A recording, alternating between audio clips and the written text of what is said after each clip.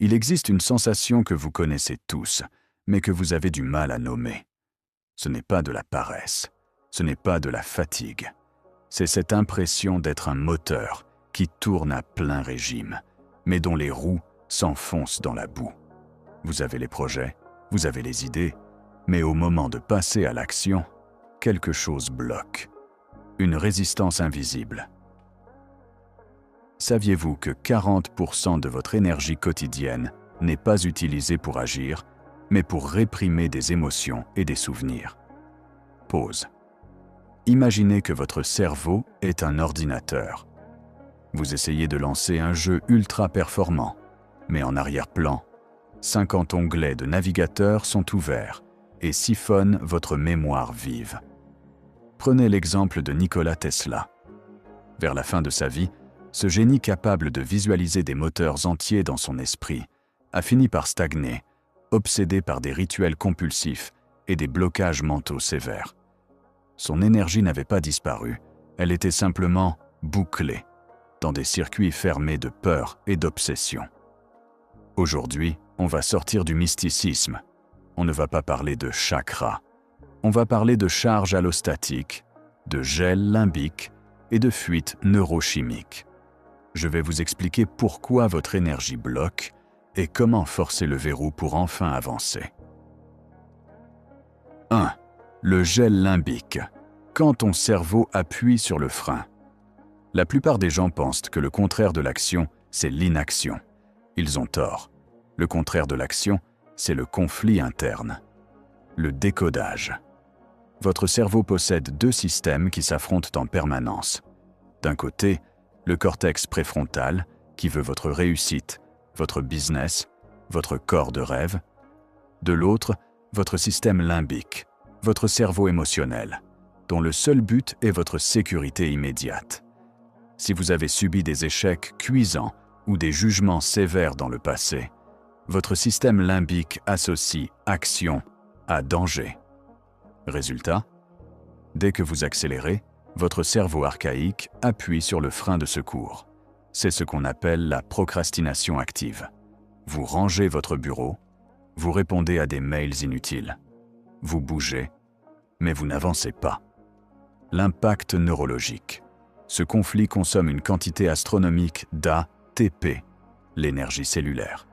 C'est pour cela que vous êtes épuisé après une journée où vous n'avez pourtant rien fait.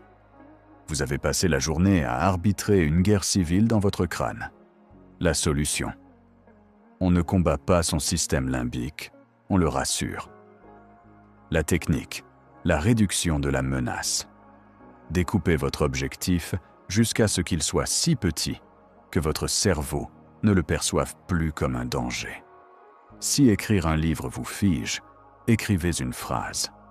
Le but n'est pas le résultat, c'est de montrer à votre amygdale que l'action ne vous a pas tué. 2. La fuite énergétique, le parasitage social.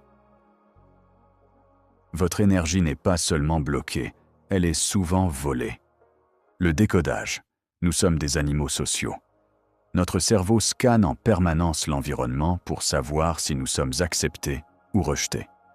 Si vous passez votre temps à anticiper les critiques de votre entourage ou à essayer de plaire à des gens que vous n'aimez même pas, vous êtes en train de subir une fuite de tension.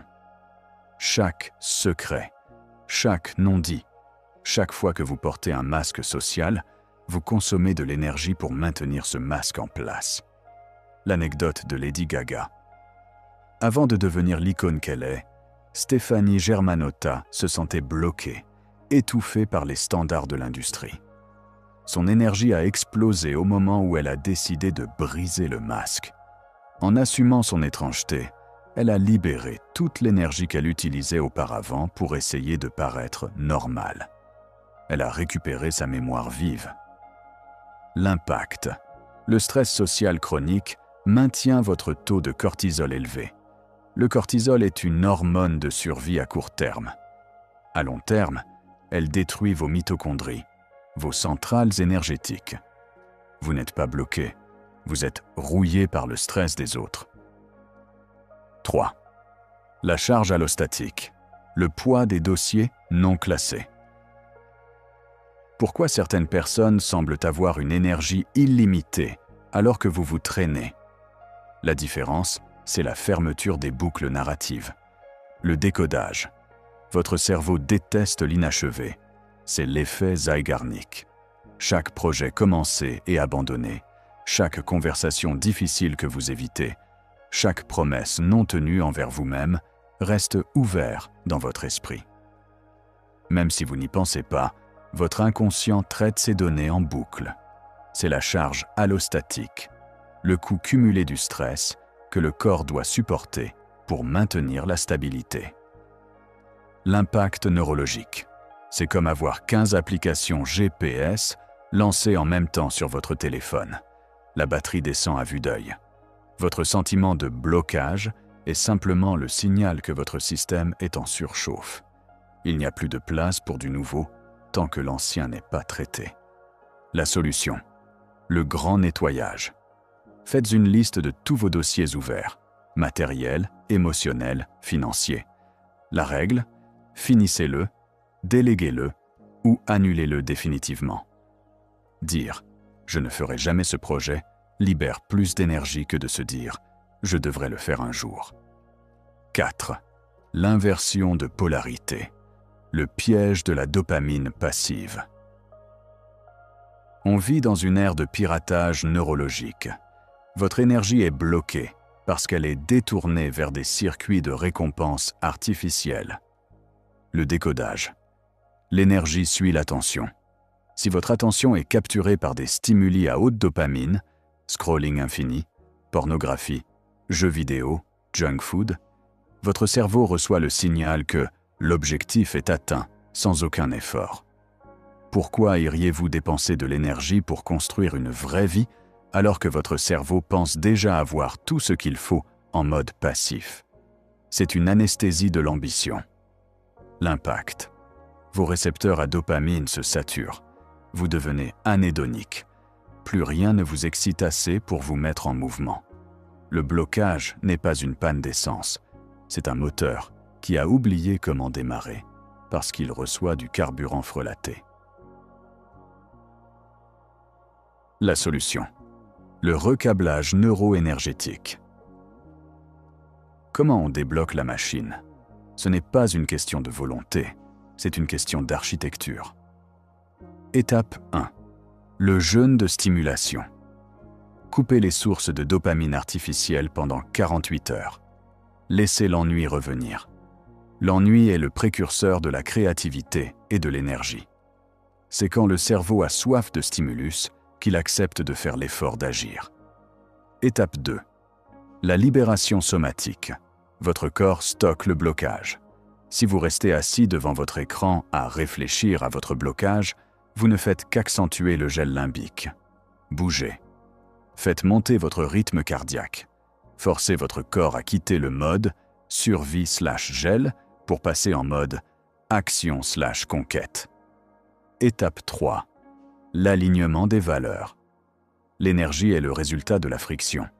S'il n'y a pas de friction entre ce que vous faites et ce que vous croyez être juste, l'énergie circule. Posez-vous cette question. Pour qui suis-je en train de travailler? Si la réponse n'est pas vous-même ou une cause qui vous dépasse, votre cerveau sabotera toujours votre réservoir. En conclusion, deviens un conducteur, pas un passager. Votre énergie n'est pas une ressource limitée que vous devez économiser. C'est un flux que vous devez diriger. Si vous vous sentez bloqué aujourd'hui, ne vous blâmez pas. Comprenez que votre cerveau essaie de vous protéger, mais qu'il utilise des méthodes obsolètes. Fermez les dossiers ouverts, coupez les fuites sociales et surtout, apprenez à votre système limbique que le danger ne réside pas dans l'action, mais dans la stagnation. La solution n'est pas de chercher plus de motivation. La solution est de retirer les obstacles que vous avez vous-même placés sur votre route. L'exercice du jour, identifiez une seule boucle ouverte. Ce mail qui traîne, ce rendez-vous que vous évitez, et fermez-la aujourd'hui. Sentez le soulagement neurologique. C'est ça, votre véritable énergie qui revient. Prenez soin de votre clarté. On se retrouve très vite sur Chronix Emotion.